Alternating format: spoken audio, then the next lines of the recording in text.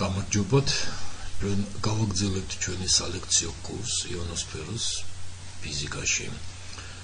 კერძოდ ზეპირი ჩანაწერი ლექციისა, ასე ვთქვათ, იქნება ეს ლექცია მეათე რიგით ნომრით და მის შემდეგ ჩვენ გვექნება იგივე ლექციები გაგრძელებული, განვითარებული სახით უკვე უშუალოდ თქვენთან კონტაქტში გვექნება და შევეცდებით რომ ის საკითხები მეტად განვავითაროთ, რომელებიც თქვენში გამოიწვია ინტერესი და შესაბამისად პრაქტიკულ დარგშიც განვავითაროთ. ცხადია, ყველაფერს ჩვენ გავაკეთებთ ის, რაც გათვალისწინებული გვაქვს საბუსით და მოხსენებები, პრეზენტაცია, რომელიც ახლა იქნება პრაქტიკული სამუშაოები. შევეცდებით უფრო მეტად გავხადოთ პრობლემებთან დღევანდელ იონოსფეროს ფიზიკის პრობლემებთან უფრო ახლო. ასეთი პრობლემები უამრავია და აქტუალურია იგი პრაქტიკულად ყველა წამყვან ცენტრებში. შეისწავლება ნებისმიერ დონეზე, განსაკუთრებით სამაგისტრო და საბაკალავრო დონეზე.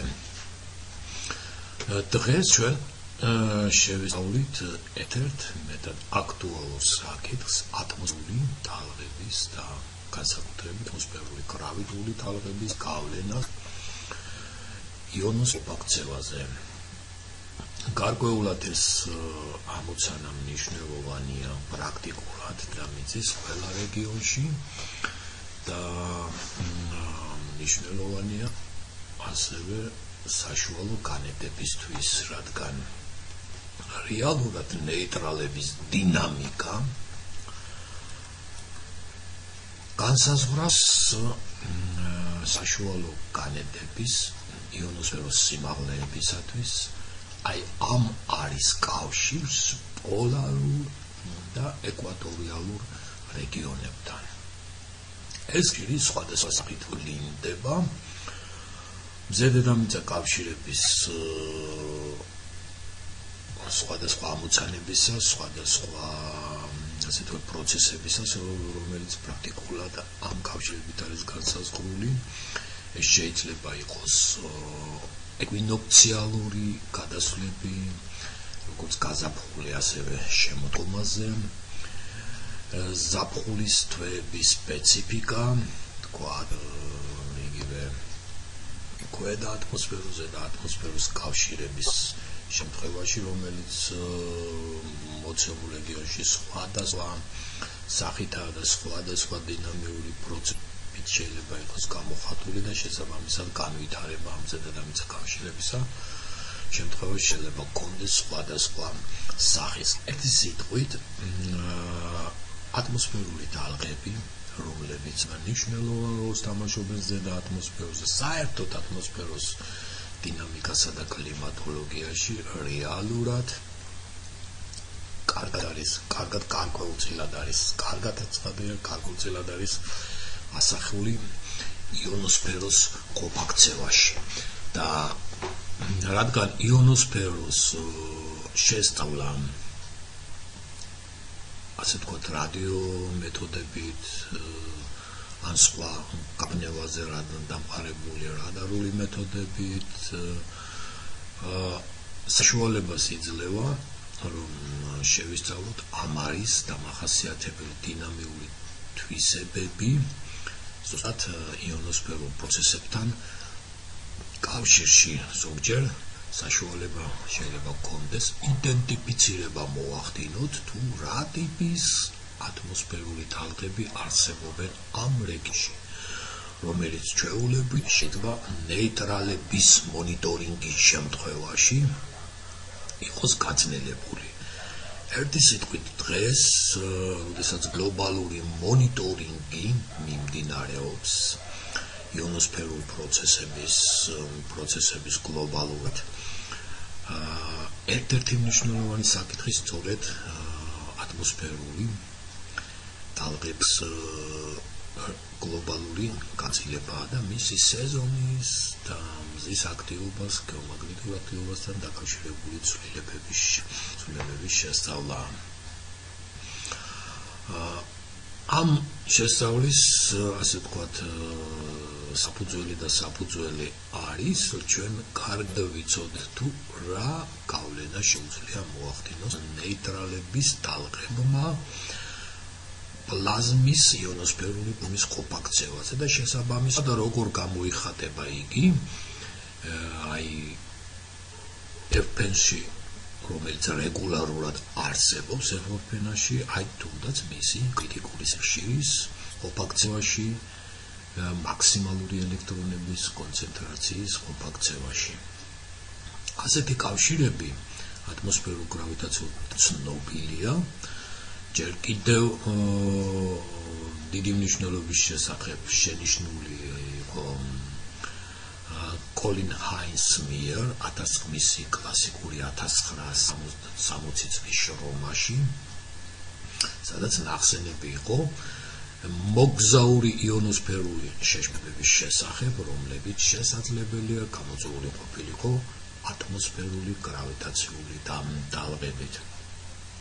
იმის შემდეგ ამ მიმართულებით ფაქტიურად ბევრი გაკეთდა, ბევრი კეთდება და დაგეგმილია შესანიშნავი კვლევები გლობალური ქსელებით, რომლებიც ძალიან კარგ გამოხატულებაში, კარგი გავლენა შეიძლება ჰქონდეს იმ პროცესებზე, რომლებიც შეისწავლიან რეალურად როგორც ადგილობრივად მოვლენებს აი ამ რეგიონში, ასევე ქვედაზე და ატმოსფეროს და სხვადასხვა რეგიონების კავშირებს. მე ვიმეორებ, რომ ეს ძალიან მნიშვნელოვანია. პოლარული რეგიონის საშუალო განედებთან კავშირი, ეკვატორიალური რეგიონის საშუალო განედებთან კავშირი, სწორედ ასეთი კავშირები შესაძლებელია შესწავლილი იქნას ნეიტრალური გარემოს ყოფაქცევით.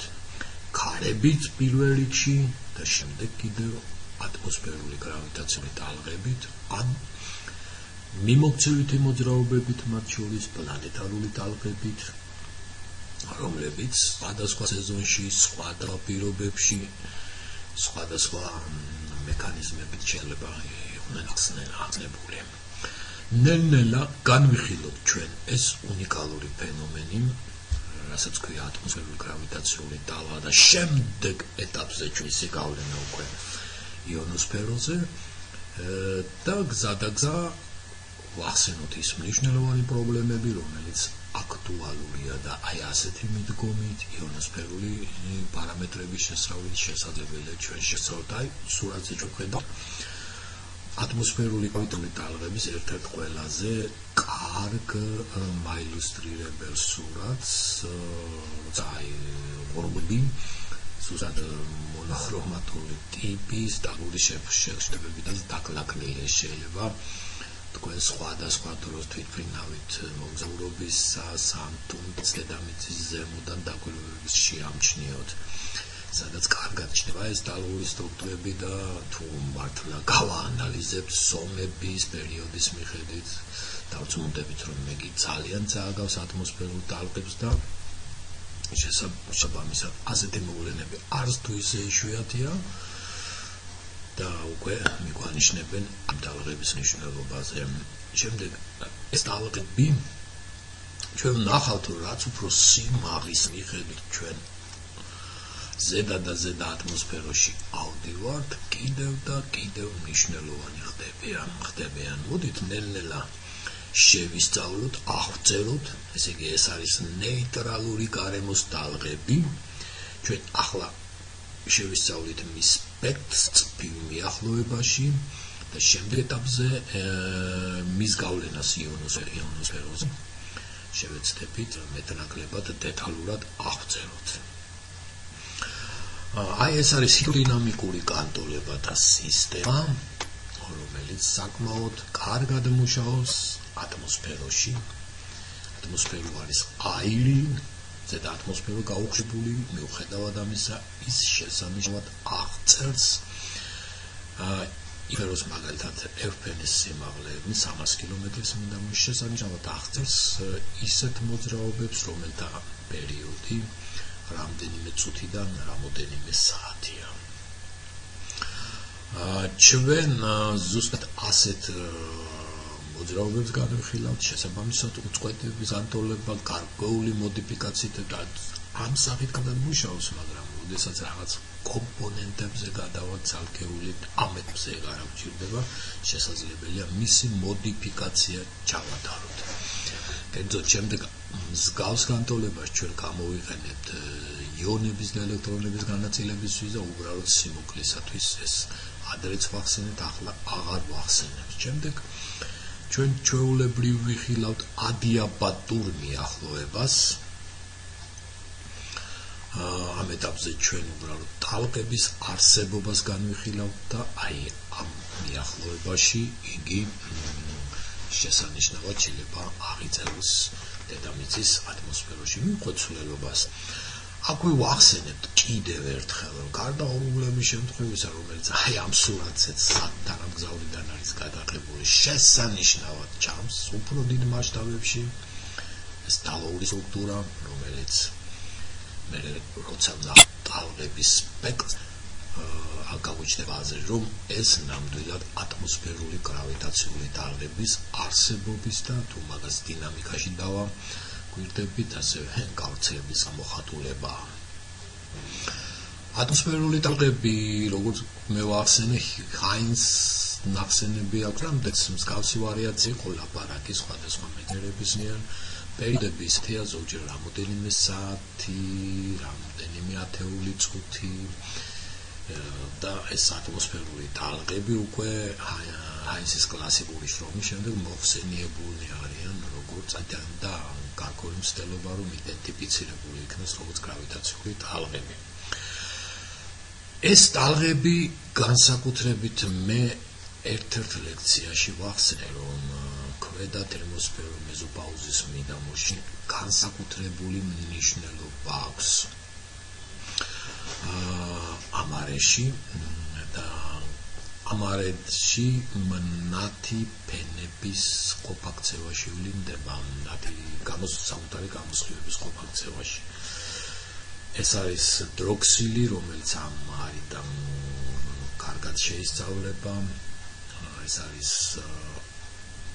მოლეკულური ჟანგბადის ზოლები, რომელიც ასევე კარგად შეისწავლება და დღეს მიდის მონიტორინგი სხვადასხვა სადგურებიდან და ჩუბატონებო ატომური ჟანგბადის მწვანე ხაზი, რომელიც ერთ-ერთი მკვეთრი ობიექტია ღამის ცისფერების სპექტრში და კარგად იძლევა საშუალებას ასევე 95-100 კილომეტრის მიდამოში ეს ყველა თერმოსფეროა დავაკვირდეთ აი ამ ატმოსფერული გრავიტაციული ტალღების არსებობას, რომელიც როგორც დამზერითი სამუშაოები და დამზერითი მონაცემები აჩვენებენ, არც თუ ისე იშვიათია და დამახასიათებელია ამ რეგიონისთვის.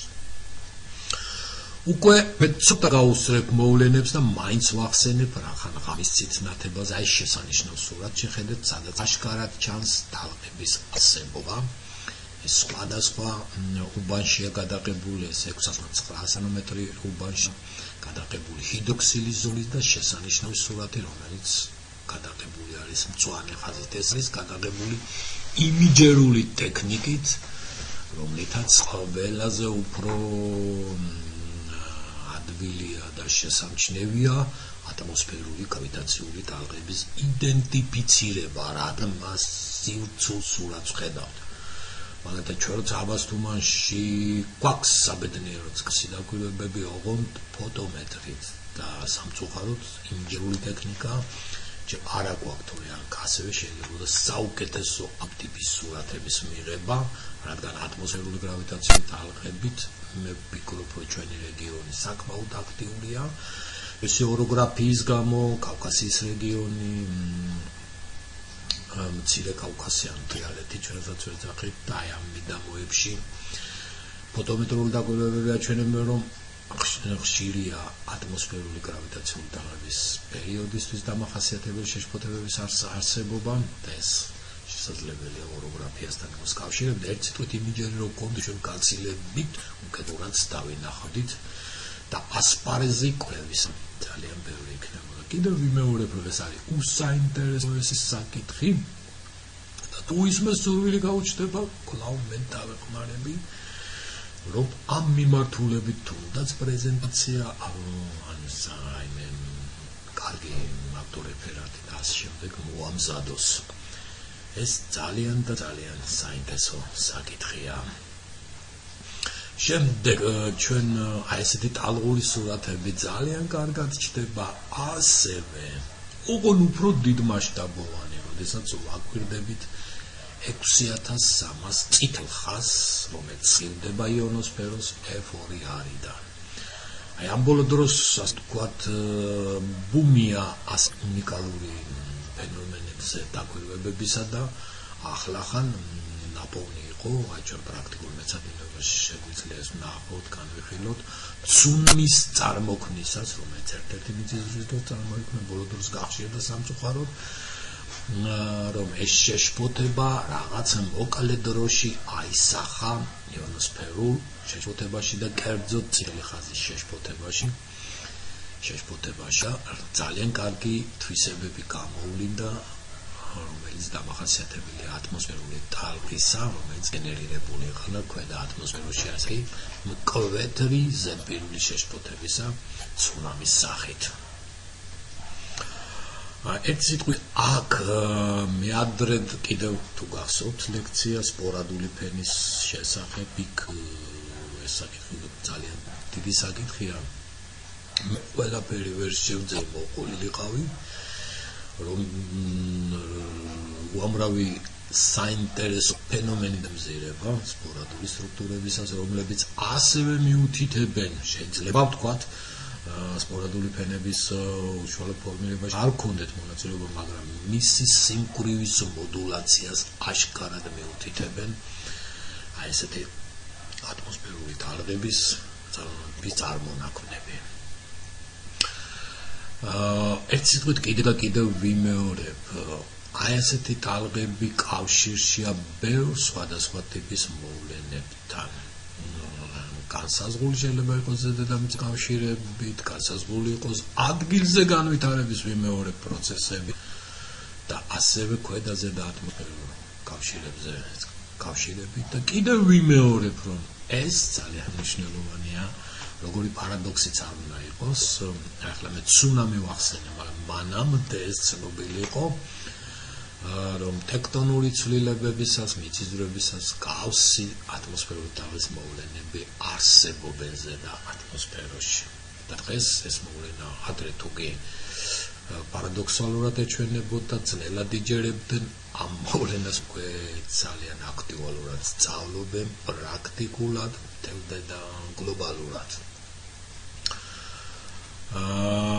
კიდევ საინტერესო მოვლენა ეს ცნობილი სურათი მერივეზევისგან, ცნობილი სპეციალისტისგან აღებული, იგი ზუსტად ისეთ თემატიკებზე მუშაობს, რომელიც ობსერვატორიასთან მჭიდრო კავშირშია და ეს ატმოსფერული ტალღები მისი იმეჯერის მიერ ხშირად არის მიღებული. მოდი ნელ-ნელა ცოტა თეორიასაც მივხედოთ. აი ჩვენ ჩვეულებრივ ვახსენებთ მე რომ წფივი მიახლოებაში უნდა განვიხილოთ ტალღები. აქვს ამ შემთხვევაში ძირითად ატმოსფერულ პარამეტრებს, სიჩქარეს, სიმკვრივეს, წნევას მე ვაშფოთებ და შემდეგ ეტაპზე არაცფივ წევრებს გადავაგდებ სიმართივისთვის მიასებწე, ცდა კოეფიციენტებით უნდა იყოს, მაგრამ მოდი ესე ჩავწეროთ სიმართივე რომ ვ' და v კვადრატი უფრო აი შეშფოთების კვადრატი მცირეა, ასე ვთქვათ, სიტყვებით ვიდრე თვით შეშფოთება, აი ეს არის ეგრეთ წოდებული მარტივად რო ვთქვათ წფივი მიახლოება. ესე იგი მე ვამბობ რომ ტალღები ამ შემთხვევაში მე ვნახავთ კიდე ამას და ვახსენებთ რომ აი ამ მიახლოებაში ტალღები დაუკიდებლად არსებობენ. ასე გარკვეული ტალღის სიგრძე სიხშირეს ვავიღებ, მე შემიძლია ჩავთვალო რომ ეს დამოუკიდებლად არსებობს. ცხადია ეს არის მიახლოება მიახლოება და აი ჩვენ აი მარაცფილ მოვლენებზე ალბათ დავიტოვებთ დროს, მე თქვენ ინტერესებზე, თქვენ კითხვებზე წავაგებ ამ ჩვენ ურთიერთობას. ძალიან მნიშვნელოვანია ატმოსფეროში როგორც ეს ცივი მიახლოება, როცა თალღა დამოუკიდებლად არსებობს ესეთი ერთმანეთის დაიმსილება და დაიმსილება ეს ფენომენი, ისეთი შემთხვევები, როცა აშკარად რომ თალღების ურთიერთქმედება საჭირო მივიღოთ ხდებაში. მოდი გავაგრძელოთ. შემდეგ ჩვენ ჩვეულებრივ ვიხილავთ ჰიდროსტატიკურ მიახლოებას, გაწფივების ერთ-ერთ გაწფივებისას და ამას დეტალებში თვლით, რომ ეს ვიცოდეთ ჩვენ მე მაგნიტოჰიდროდინამიკის უშუალოდ თალღების შესწავლის სადაც ვნახეთ. გარკვეული მსგავსება არის, შეგვიძლია კიდევ წევრებით საკ დავამატოთ იმის დამეხებით რა თალღებს განვიხილავთ და ერთისით არაერთგვაროვნება გავითვალისწინებთ, ამიტომ მივყვები მე დეტალებს, რომ როგორც ინტერესი, ასევე ფიზიკა მეტნაკლებად აღწეროთ აი ამ ჩვენ პროცესებისას. განაწილება შეუშფოთებელი ტიპიურია, ჩვენ ვიხილავთ მიახლოება აცხადებს იზოთერმულ მიახლოებას, როცა ბარომეტრული კანონი ამ ჩვენი ჰიდროსტატური წონასწორობისას სამართლიანია და აი ერთ-ერთი საინტერესო მომენტი ჩვენ ვიხილავთ, რომ სიჩქარე ექსპონენციალურად იზრდება, როცა წნევის შეშფოთება ექსპონენციალურად კლებულობს. აი ეს ნიშნავს, რომ ჩვენ აქცენტს ვაკეთებთ კინეტიკური ენერგიის, ასე ვთქვათ, შენახვაზე, რომ დიდი შეშფოთებები, როდესაც ჩვენ გვაქვს, აი ვთქვათ, რაღაც სიმაღლეზე შეშფოთება, ზედა სიმაღლეზე პრაქტიკულად თალღის ენერგია, მაგნეტიკური ენერგიის შედგება ის დრეკადობის საკუსიკური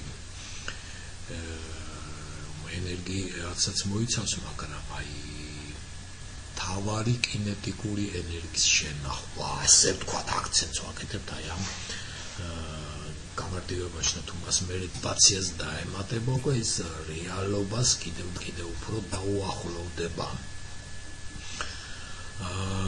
დაუახლოვდება და აი ეს ყველა პროცესი გარკვეულ როლს ითამაშებს, მაგრამ აი ეს დაშვება, რომ ეს დომინირება და აი ეს სოციალურ ჩვენ გარკვეულ მიახლოებაში მithkos სიმკვრივ ვერო გავამრავლოთ როვე კვადრატის ნახევარი სიმაღლის მიხედვით ინახება, ეს ნიშნავს, რომ რაც უფრო მაღლა ავდივართ, აირი უხშოვდება და ამპლიტუდა იზრდება. სწორედ ამიტომ არის, რომ ეს ძალიან მნიშვნელოვანია.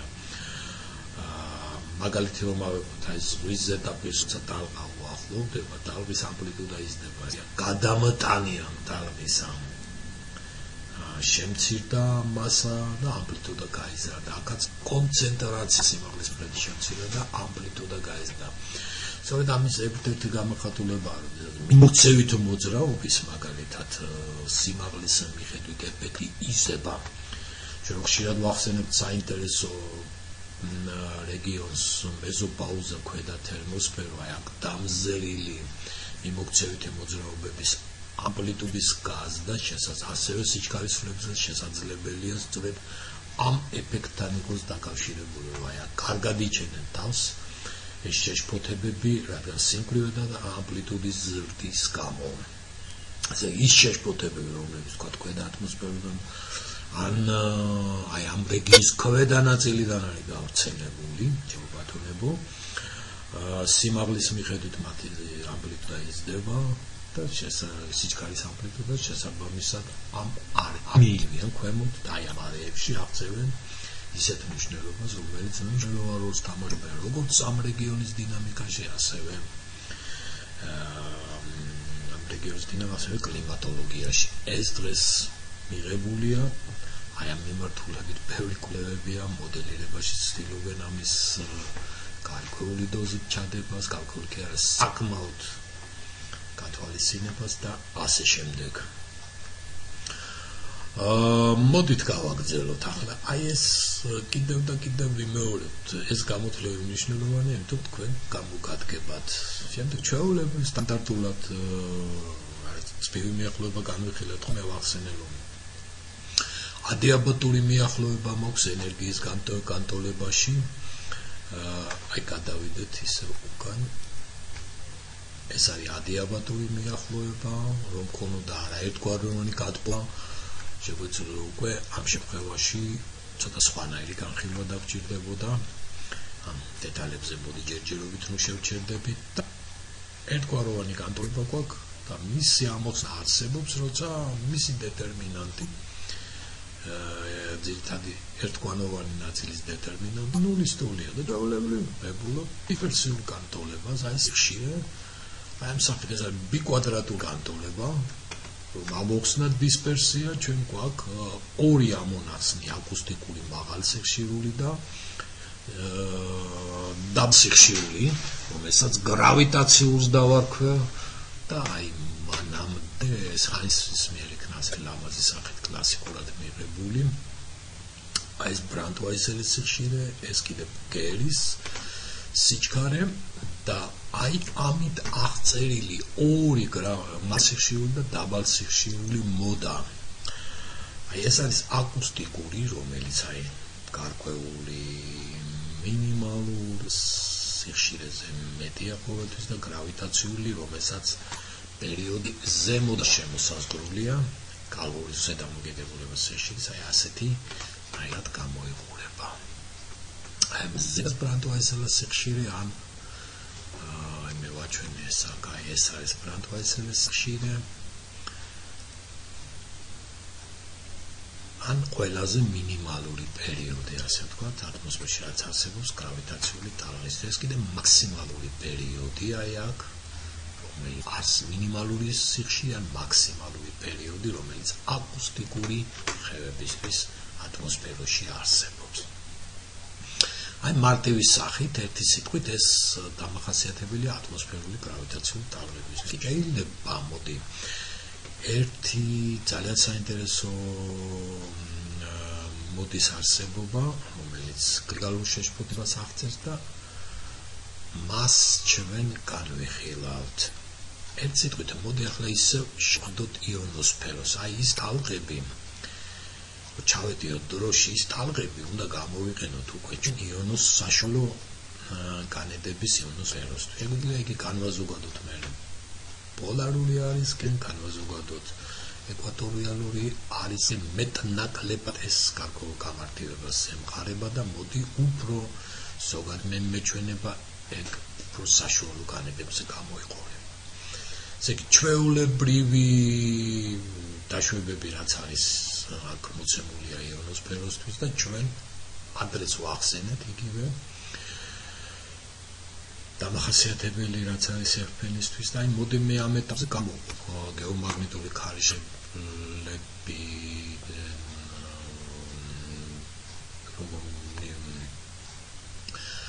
გარკვეულ მნიშვნელობაში აქვს ამ არისათვის მაგრამ მათი მიერ გამოწვეული ნეიტრალების დინამიკა უფრო მნიშვნელოვანია.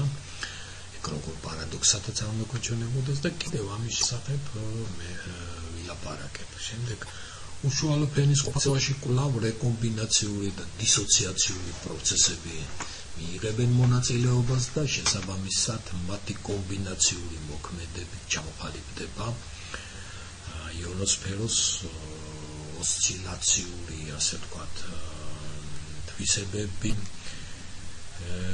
რომელსაც აი ჩვენ მე ავაგებთ მისი კრიტიკული სიხშირის და მაქსიმალური ელექტრონების კონცენტრაციით და აი ამ სახით მივყვებით.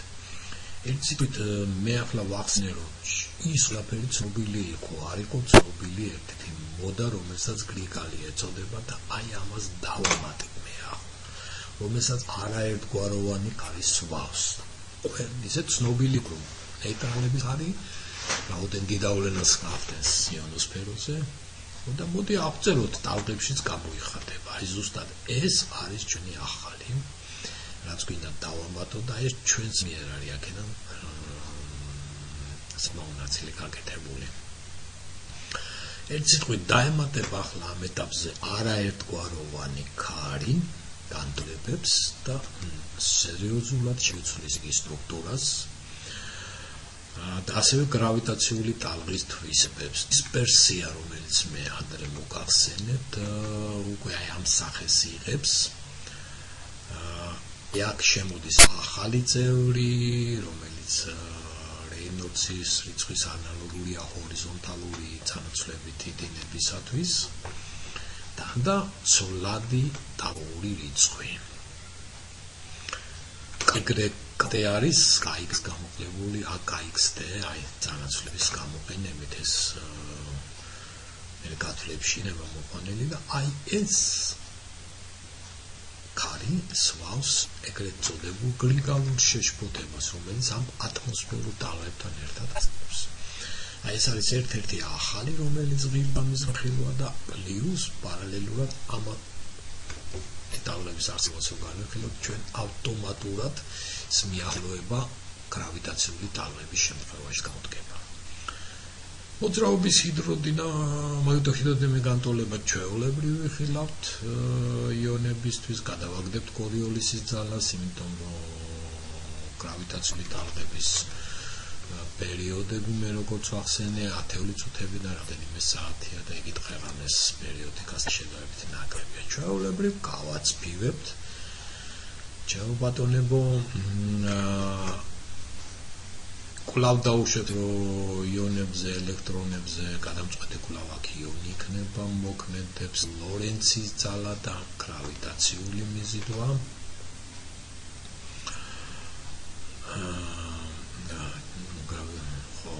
და ასევე გაცივებული სახით, აი ამ სახით მოწერთ აი ამ განტოლებას. შემდეგ ვიყენებთ, რომ წნევა სიმკვრივე ისე გამოითვლება, როგორც გაზების შემთხვევაში, მარტო ჰიდროდინამიკური მიახლოებიდან ვიხსენებთ და პარალელურად კინეტიკური წნევას აი ამ სახით ვიყენებთ. ეს ცნობილი მიახლოება ძალგე ელექტრონებისთვის, ძალგე იონებისთვის. ცნობილი მიახლოებებია ეს ყველაფერი, სიხშირე ნეიტრალებთან დაჯახების, იონებისთან დაკავშირებული რა პარამეტრები გვაქვს აი ამ არეში და ამ გათვლებში ამ ბიპოლარულ მიახლოებას გამოვიყენებთ, რომ იონებს მიყავთ ელექტრონები. ცნობილი განტბა იონების ინერციის გათვალისწინებით ელექტრონების კვლავ გრავიტაცია, გადამწყვეტი წნევის გრადიენტი, ლორენცის ძალა და დაჯახებები, როგორც ერთმანეთთან იონების და ელექტრონების ნეიტრალებთან ჩვენს მიახლოებაში, ეს მცირე იქნება. ასევე მცირე იქნება ინერცია იონების და მოგახსენებთ, რომ აი ამ წევრები ჩვენ დაშოროს რომ ვაკეთებთ, ვერ შეხედვით კაც მოეჩვენოს, რომ ეს ამ უხეში ან ჩვენ ამონახს რომ მივიღებთ ადვილის შესამოწმებელია, რომ აი ეს წევრი მართლაც ნაკლები იქნება სხვა წევრებთან შედარებით და გარდა ამის ეს წევრიც პატარაა, რომელსაც ჩვენ არ ვიღებთ მხედველობაში. როცა ეს გათვლებას ჩაავატარებთ, კარგი იქნება, რომ აი დარწმუნდეთ, რომ ეს მე თვითონაც შეკითხვა იქნება. მოგეხმარებით ძვირფასებო პრაქტიკულ მეცადინეობაზე. წავიწიოთ წინ ჩვეულებრივ ახლა FRS ვიხილავთ, რომ იონოსფეროს FRS აქ მიახლოებას დომინირებს ატომური ჟანგბადის იონები 300-400 კილომეტრი. მინდა საკმაოდ კარგი მიახლოება. კვაზინეიტრალობა ძირითადად ატომური ჟანგბადის იონების კონცენტრაციის და ელექტრონების კონცენტრაციის ტოლობით განისაზღვრება და აი ამ შემთხვევაში ჩვენ რეკომბინაციას აი ამ სახით ვიყენებთ. ხალხადაც არ ჩანს ისე, აი ცოტა უფრო გამოვაჩინოთ და აი აქ ზის კოეფიციენტი, რომელიც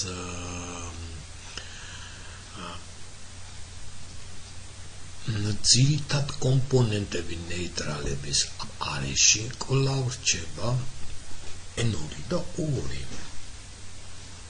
ერთ-ერთი ძირითადი კომპონენტები, რომლებიც რეკომბინაციის გადამწყვეტ როლს თამაშობენ აქ შემადგენლობაში ისე ატომური ჟანგბადია ამ არისთვის. თავად ესე იგი რამდენად შერეული არის რეკომბინაციას 2 და n2 განსაზღვრავს და აი როცა ესენი ერთმანეთს ძირითადად თუ 2 და n2 არის განსაზღვრული დაახლოებით ის 1-სა და 1.15 შორის არის.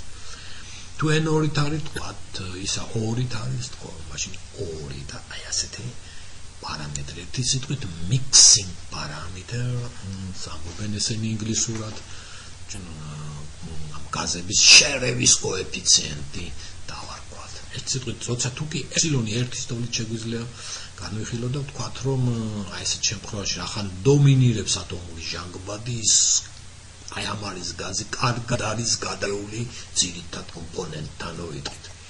ეს ცნობილი მიახლოება უკვე ჩვენ მაგნიტური ველის საშუალო განედებზე ცნობილი განტოლება. დავამატეთ უბრალოდ აქ მერიდიონალური ქარი.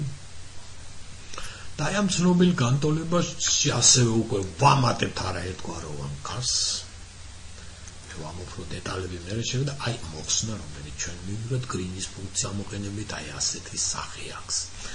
ეს არის ტიპიური ჩეპმენის ფენა, ჩემო ძვირფასებო. თუ კი მაშინ მხედველობაში არ მივიღებდით არასტაციონარულ ტიპებს. გავს, თუ ლამდა არ არის გავს. თუ არ არის ატმოსფერული ტალღები, ეს წევრები ვარდება და გაქვს ჩვეულებრივი ჩეპმენის ფენა, რომელიც ჩვენ მაგალითად ეფენის აღსაწერად მივიღეთ, ცოტა სხვა მოსაზრებით იქ ესეულებრივი მარტივი შემთხვევაა და უბრალოდ გამოვედით იმ მქიდან, რომ სინათლის ელექტრომაგნიტური გამოსხივება მიილევა გარემოში კონცენტრაციის პროპორციულად და სიმაღლის, სადაც ის დაითქმება და აქტივი განაწილება გამოგვივიდა, რომელიც ფიზიკურად საკმაოდ კარგად აღწევს. აი ამ შემთხვევაში ის ჩვენ შემთხვევაში ვერ იმუშავებს, იმიტომ რომ ესეთ ფაქის ეფექტებს და კომბინაციის ზუსტ გათვალისწინებას, რომელიც ფენის მიილევას, ასევე ატმოსფერული ტალღის გათვალისწინებას კონცენტრაციის კოფაქციაზე ვერ მოგწევს. მან მოგწა ეს ჩვენ შემთხვევაში და აი მიიღება ასეთი ლამაზი სურათი, აი გრიგალური ტიპის შეშფოთება, რომელიც ტალღური ტიპის გრიგალური არის შემთხვევაში დასაწყის შემდეგ ატმოსფერული ტალღით ამოდულირებული და გაყლიჭა ფენა ორ ნაწილად.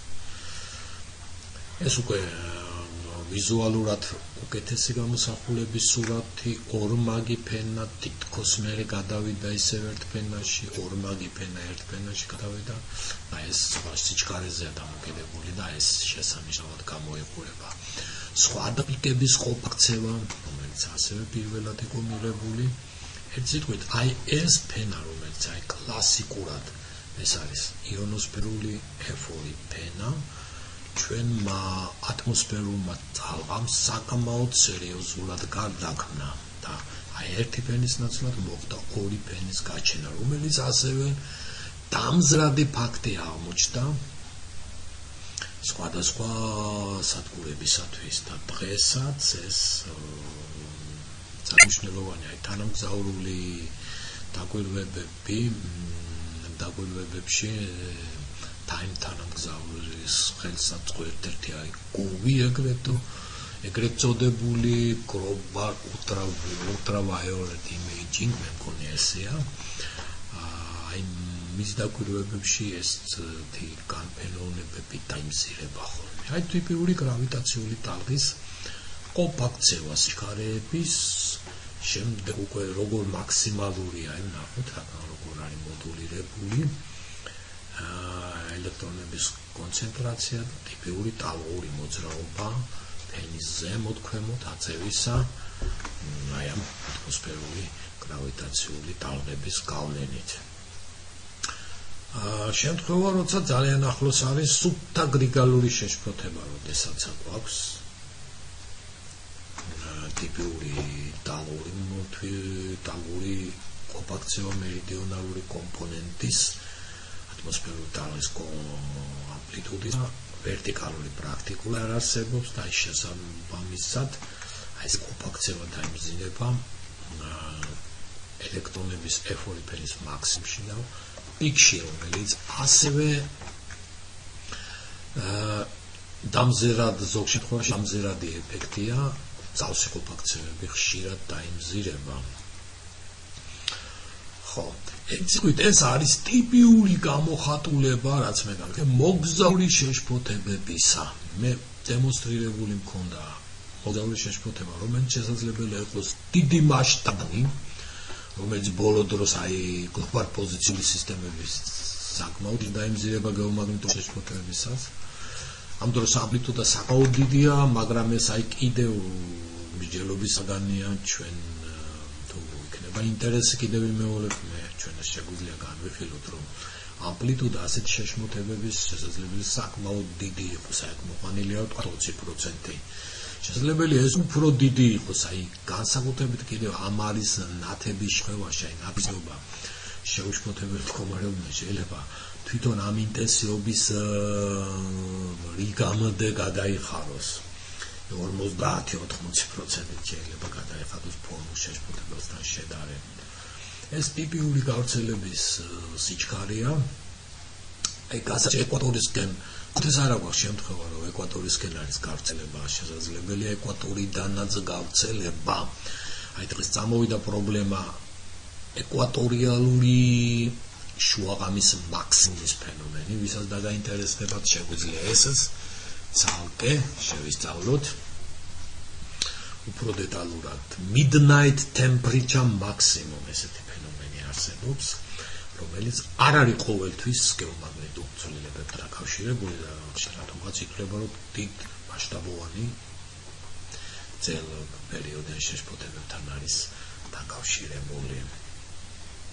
საშუალო მასშტაბოვანი ხშირად დაიმზირება 100-500 კილომეტრი მინამოში, ესეც ცალკე შესწავლის საგანი. ერთი სიტყვით ჩვენ მივედით ძალიან მნიშვნელოვანი დასკვნამდე, როგორ არეგულირებს ქარი ამ ძირითად შეშფოთებებს, რომელსაც ტალღური ხასიათი აქვს, ქარი და ატმოსფერული გრავიტაციული ტალღები და ასევე ისინი მნიშვნელოვანი არიან გრძელვადიანი ცვლილებისას. ეს ქარები, ეს ყველაფერი გლობალური ცირკულაცია შეიძლება შეიცვალოს ამინდების ცვლილებებისას, გლობალური დათბობას თავის ცვლილებები მოყვება და ესეც კვლავ ცალკე სწავლის საგანი იქნება. ვნახოთ ეს შეგვიძლია შევისწავლოთ მეტნაკლებად დეტალებში შემდეგ სემინარებზე. დიდი მადლობა ყურადღებისთვის.